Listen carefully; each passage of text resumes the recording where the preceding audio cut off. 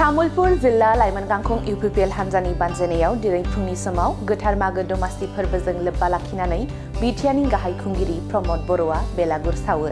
BTC हायुङारि गावखुंथाय आफादनि बुंथिगिरि खाथिराम बर' आरो तामुलपुर बियाबनि एमएलए जलेन दैमारिनि जथायै नुजाथिनायाव तामुलपुराव मोनसे हाबाफारिनि गेजेरजों बेलागुर सावो गाहाय खुंगिरि रमद बर'आ आरो साफ्रोमबो रायजो राजाफोरनिसिम मागो दमासिनि गोथार हामलायथिखौ बावहरो। गोदो गोदाय आबै आबौनि समनिफ्रायनो फालिबोनाय जोंनि हारिमु आरो आसार खान्थिजों लोब्बा गोनां मागो दमासि फोरबो फालिनायजों गोख्रों जायो आरो बेलागुर सावनाय आरजजों दुखु खैफोदा गैया जालांथों होनना आनान गसाइनि सेराव आरज गाबो बिटिआरनि गाहाय खुंगिरि रमद बर'आ। बे बेलागुर सावनाय हाबाफारियावनो तामुलपुर बियाबनि एमएलए जलेन दैमारिया बुंथियो दि मागो दमासिनि बेलागुर सावनायजों समाजनि गाज्रि थासारिया जोबलांथों आरो गोदो गोदाय समनिफ्रायनो फालिनाय नेमखान्थिफोरजों मागो दमासिखौ फालिनो खावलायो। बेजों लोगोसेनो मागो दमासिनि रंजानाय बुब्लियाव जाहाथे जेबो रोखोमनि खहा जाया बेखौबो नोजोर होनो खावलायदों तामुलपुर बियाबनि एमएलए जलेन दैमारिया। ব্লক আৰু ডিস্ট্ৰিক্ট ইউথ সকলে ইয়াত মেজি জ্বলোৱা কাৰ্যসূচী আয়োজন কৰিছে আৰু সেই মেজি জ্বলোৱা কাৰ্যসূচীত আমাৰ যিটো ভেলাঘৰ জ্বলোৱা বুলি কয় আমাৰ ইফালৰ আমাৰ সকলোৱে এই ভেলাঘৰ জ্বলোৱা কাৰ্যসূচীত আমি সকলো অংশগ্ৰহণ কৰিছোঁ। বিশেষকৈ আমাৰ বিটিআৰৰ অধ্যক্ষ কাতিৰাম বড়ো ডাঙৰীয়া, আমাৰ স্থানীয় বিধায়ক জলেন दैमारि ডাঙৰীয়া, গড়েশ্বৰৰ এমচিএলএ আমাৰ পবিত্ৰ বড়ো ডাঙৰীয়া, লগতে আমাৰ প্ৰাক্তন বিধায়ক সন্দীপ বসুমতা আৰু সকলো দলৰ কৰ্মকৰ্তাৰ লগতে আমাৰ বিভিন্ন দল সংগঠনৰ নেতৃবৃন্দ ইয়াত আহি উপস্থিত হৈছে। আৰু বিশেষকৈ আজি দমাহী মই সকলোলৈ এই ভোগালী বিহুৰ দমাহীৰ শুভকামনা জ্ঞাপন কৰিছোঁ। আমি দমাসি বুলি কওঁ, মই দমাসিৰ শুভকামনা দমাসিনি গাহাম হামলায়নাय आं बयनिसिमबो बावहरदों।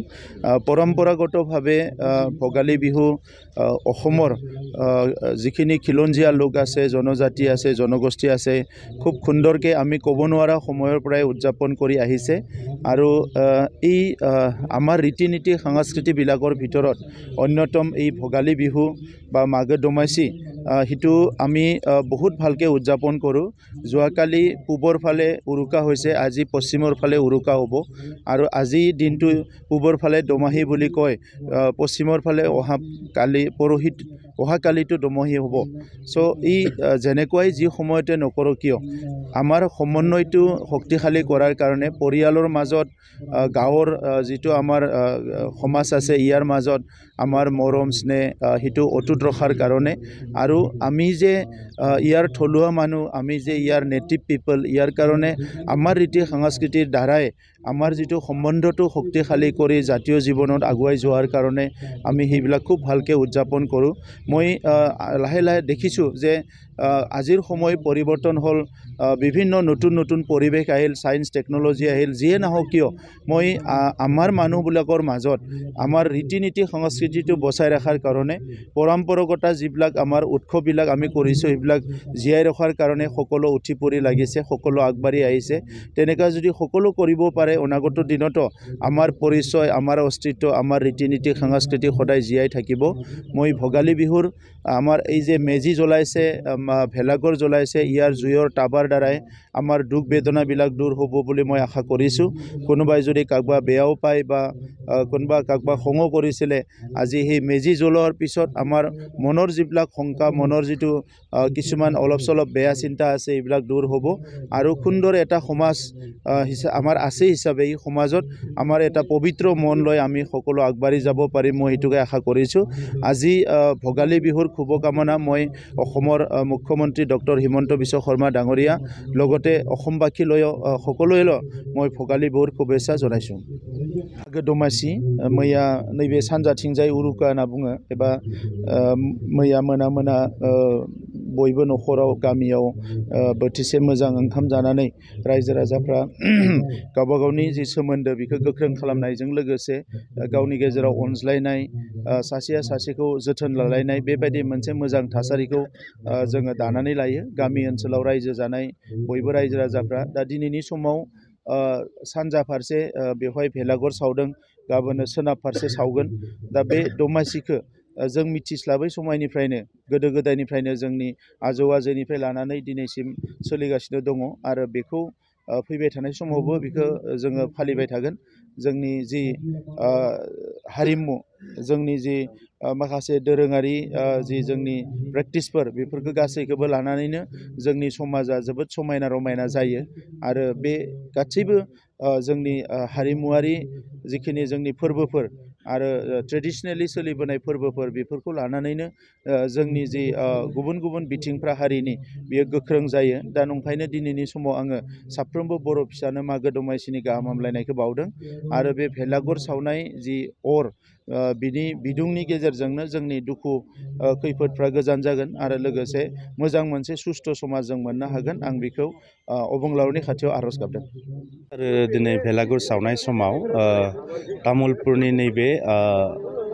मथंगापुरि पार्कनि साखाथियाव जोंनि तामुलपुर जिल्ला इउथ UPPLनि दैदेननायाव मोनसे मोजां हाबाफारि जानानै थांबाय दा आं बे समाव आसामनि साफ्रोमबो सुबुंनिसिम BTRनि साफ्रोमबो सुबुंनिसिम बे मागो दमासिनि गाहाम हामलायनाय आरो खुलुमनाय बावहरदों आरो BTRनि मानगोनां गाहाय प्रमद बर' बिथांनिसिमबो जों रोजा रोजा साबायखर आरो गाहाम हामलायनाय बावहरदों दिनै भेलागुरनि जि सावनाय बे सावनायनि गेजेरजों जोंनि समाजनि गाज्रि जि आबहावा बे आबहावाफ्रा जोबलांथों जों बेखौनो इसोरनि खाथियाव आर'ज गाबो लोगोसेनो मागो दमासियाव बयनिबो न'खराव गोजोन आरो खुसियै बारलांथों दिनैनि समाव जों बेखौ रायजो राजाफोरनिसिम खावलायहरदों बयबो गावनि नेमखान्थि बायदियै बयबो मागो दमासिखौ रंजानांगौ दा बेखौ आं खावलायबाय आरो लाइमोनफोरनिसिम खावलायनाय जाहाथे जोङो मागो दमासिनि गेजेरजों रंजानायाव बयबो मोजाङै रंजायो गावखौ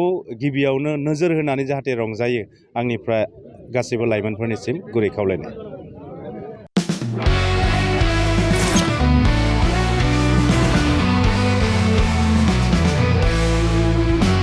नोंथांनि जिउआव जायखिजाया खामानियावनो हेंथा नुजाथिदों नामा? गोब्राब नाजासेयावबो जिउआव जाफुंसारनायखौ मोननो हायाखै नामा? जुदि नोंथाङा बेफोर बायदि जेंनाफोरजों मोगा-मोगि जानांदोंब्ला बे खेबनिफ्राय जिंगासिनांगौ गैलिया। मुलुग दरबाराव तन्त्र मन्त्रनि थाखाय बयनिख्रुइबो मुंदांखासिन थावनियानो जादों मायां। मायांखौ साधु बिद्यानि रायजो होननानैबो मिथिनाय जायो। बे मायांनिफ्रायनो तान्त्रिकनि सोलोंथाइ लानानै फैदों मुंदांखा रबि कबिराजआ। बिथांनिफ्राय नोंथाङा नोंथांनि जिउनि गासिबो रोखोमनि जेंना जेंसिफोरखौ सुस्रांनानै लानो हागोन। बिसि फिसायनि गेजेराव जेंना, गोसो थोनाया गारनानै थाङोब्ला लाबोफिननाय, जुलिनि जेंना, साख्रि मोननो हायै, हा-हु, धोन सम्पथिनि जेंना, बायदि बायदि जेंनानिफ्राय उदां जानो एबा सुस्रांनानै लानो थाखाय नोंथाङा दिनैनो दानो जगाजग खालामनो हागोन रबि कबिराजखौ। रबि कबिराजखौ जगाजग खालामनो थाखाय मबाइल नाम्बार 7099193841 एबा 7086047381 आव कल खालामनो हागोन।